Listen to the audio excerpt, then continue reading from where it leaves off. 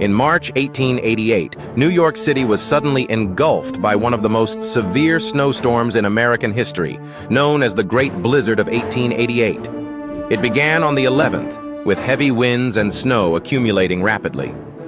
By the time it subsided, up to 50 inches had fallen, creating drifts 10 feet high.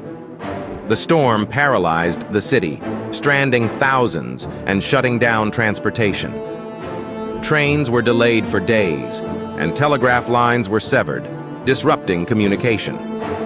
Tragically, over 400 lives were lost due to the storm's ferocity. This event prompted significant advancements in weather forecasting and emergency response, changing how cities prepare for winter storms forever.